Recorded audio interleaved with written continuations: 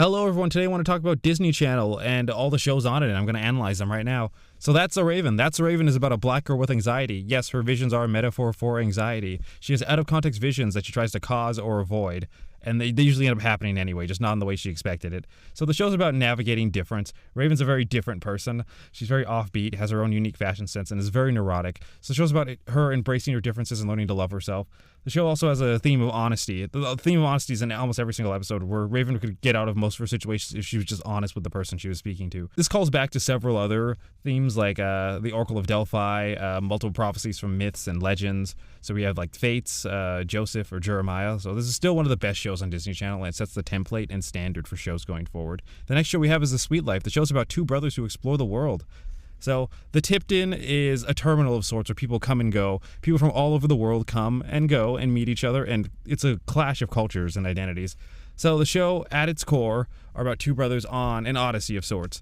The show is a celebration of difference and a deep exploration on nature versus nurture, how even two twins can turn out differently. Every character on the show is a twin to some extent. London and Maddie are twins, are parallels. Mosby and Carrie are parallels. They even have an episode where they go to a parallel universe, the PU. So, which is a great use of that joke. Meet all sorts of interesting people at the Tips in each episode, like Mosby's brother in one episode is a little person. There's a Japanese opera singer. There's a kid in a wheelchair. We meet people from all over the globe, all different social and economic statuses with all different life experiences. Zack and Cody meet several different people, and they get to have a unique relationship with them. Since they're children, they can kind of bypass a lot of the social hierarchies, and it allows them to form very intimate connections with people. My favorite one is when Zack meets Jesse McCartney, and he treats him just like anyone else. Zack and Cody have a good twin, mischievous twin, odd couple dynamic, where Zack's the lazy and fun-loving, rebellious one, and Cody's the responsible, smart one. So they're basically like Cain and Abel and Jacob and Esau, respectively. Characters are divided by class and race and all come together at the Tipton. It's the ultimate Tower of Babel story. Cain and Abel in the Tower of Babel. Hannah Montana is about a rich white woman pretending to be an even richer white woman. No, I'm kidding. It's a show about a father reconciling with his teenage daughter after the death of her mother. The show also runs another track about a teenage girl coming of age with her best friend without her mother. The show jumps back and forth between these plots about which one's the main one. That's why the show has two endings, actually, because it ends both plot arcs. Yeah, the grief of Miley losing her mother humanizes her significantly, because she'd probably look like a giant spoiled brat if she just got all of this without any cost.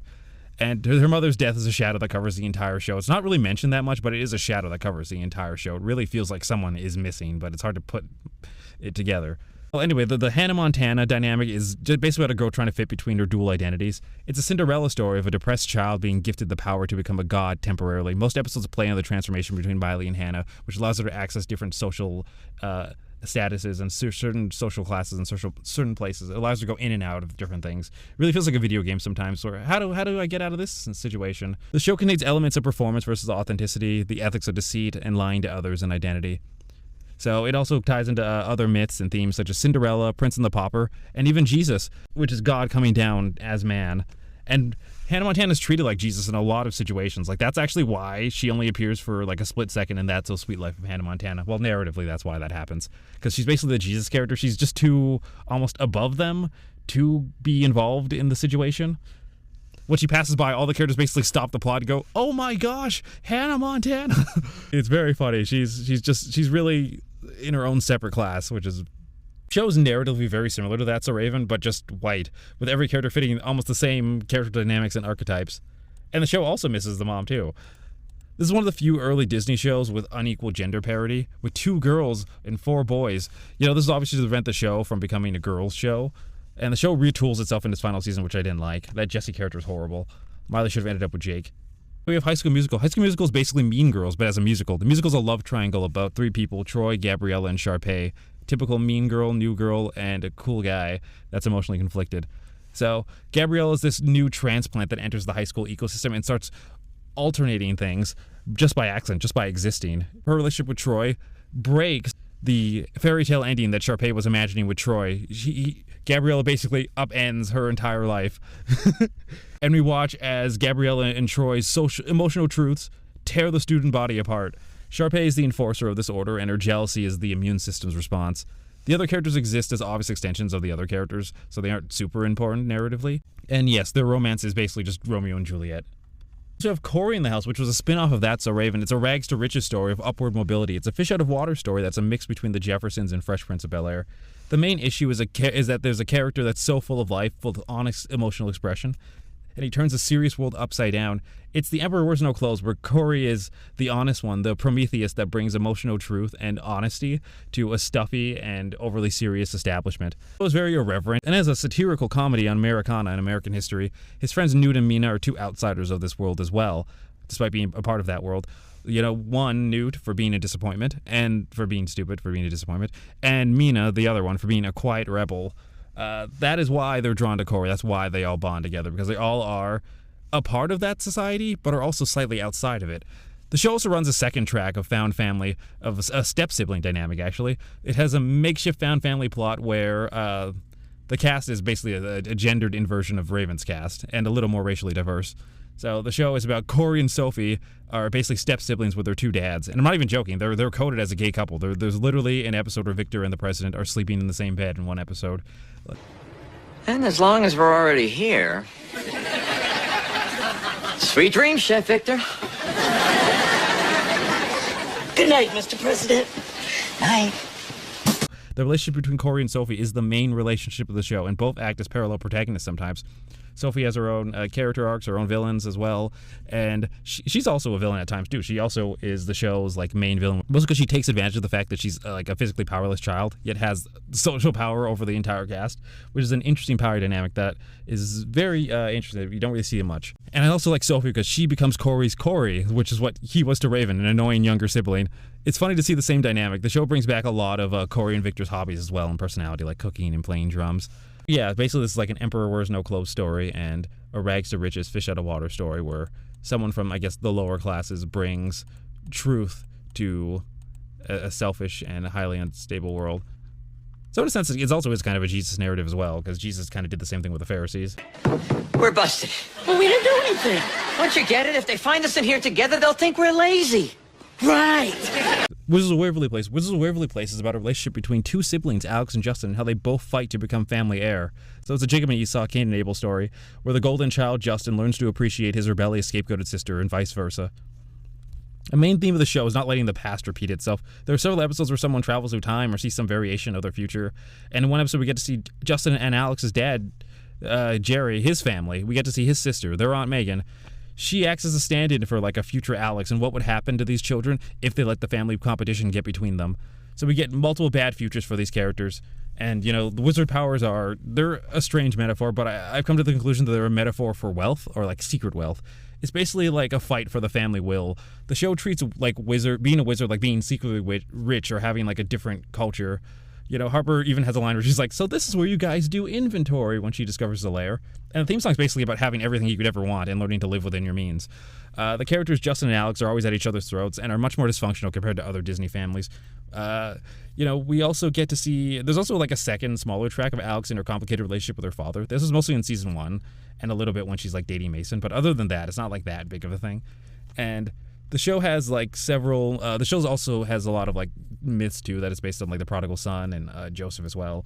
Alex is a unique character. She's a subversion of the usual Disney sitcom princess, where she is crass and rebellious. And yes, Max exists, but he mostly exists to obscure the Justin and Alex conflict a bit, provide comic relief and a distraction from the family drama. But in a 3-child dynamic, he would be the lost child. One thing I find funny is that the family goes to church, so Jesus is real in this world, so yay!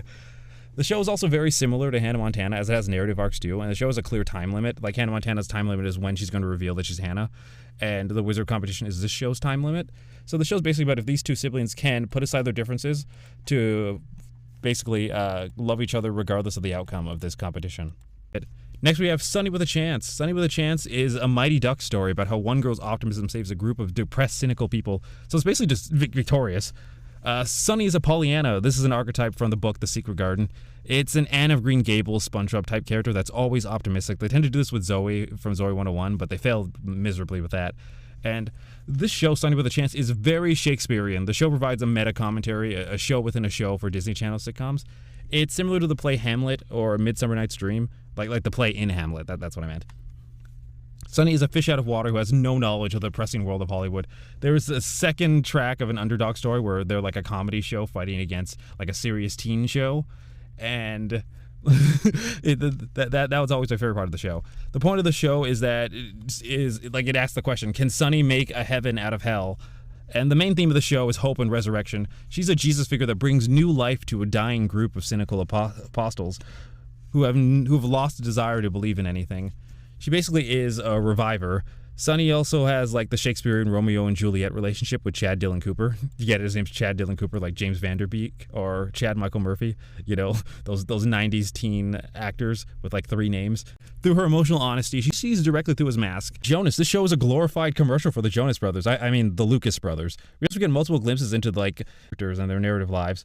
So basically, this is like a 3 Princes story where the show follows the love lives of several brothers and the women they meet. The audience is supposed to project themselves onto like one of the 2 girls, which are just Betty and Veronica stand-ins, and basically date one of the Jonas Brothers through them. I grew up watching The Monkees, so I thought the show was kind of funny. The show really puts these brothers into like very easy to identify roles, like the level-headed leader, the funny one, and the sensitive one. It's a bit simplistic for like a human being, but like it works to, I guess, identify them. And for girls could choose their favorite, essentially. It's a musical comedy show similar to those 1960s shows and like the Monkees, as I said before, the Beatles and Archie comics, with the 2 girls, Stella and Macy, playing their archetype straight. One is the girl next door who loves them for who they are, and then the other one's a fan that loves them so much, but it's like a genuine love. So both girls get to win in the end, so because there are multiple brothers. So it's not really a typical story. They can work together, basically. The show realized that the mostly female audience was there for the relationship drama, and the show basically became a soap opera. Yeah, it was basically like the 3 Musketeers, but like in a rock band. Kevin doesn't end up with a main girl because having 3 female cast members end up with the brothers would have felt too contrived and made them look less like characters, and would have made their character roles seem more obvious. Plus, it allows Kevin to get into hilarious hijinks with different dates. The Sweet Life on Deck is the world after Noah's flood. The Tower of Babel has been flooded and the boys are setting sail across the new world. It's the same thing as The Sweet Life, except now, instead of a static terminal location, the characters are on a moving ship. Some of the boys are literally traveling the world. I think the show forgot the point of the premise. Like, we don't really see a lot of like unique individuals that much anymore, which is sad. And the original show had a lot of paranormal episodes, but now the show goes crazy with it. It becomes a sci-fi show completely. I thought it was going to be about like Zack and Cody studying on a boat and meeting all sorts of different like groups of people, but instead it's about the 2 brothers sailing across the world on like an Odyssey adventure where they're going through time, they're going through like different universes. There's one episode where they're straight up like where someone gets cursed with like some ancient idol, and there's just so much weird stuff going on in the show. And Bailey provides the same foil as Maddie did to London. You know, instead of the smart blonde dumb Asian dynamic, it's smart cowgirl dumb Asian. It's a nice inversion of a stereotype, and it's a nice continuation of the character as well. Bailey does provide, I do like Maddie better, but Bailey is a pretty good character as well. She fills the exact same role. She's basically the exact same character. So those are all the Disney shows from the 2000s. So I guess the main theme of these shows is normally about one person or 2 people usually navigating life and the complicated aspects of life. There's usually a divide between the ordinary and the extraordinary. These are kids that seem boring and normal on the outside, but have an interesting inner life on the inside.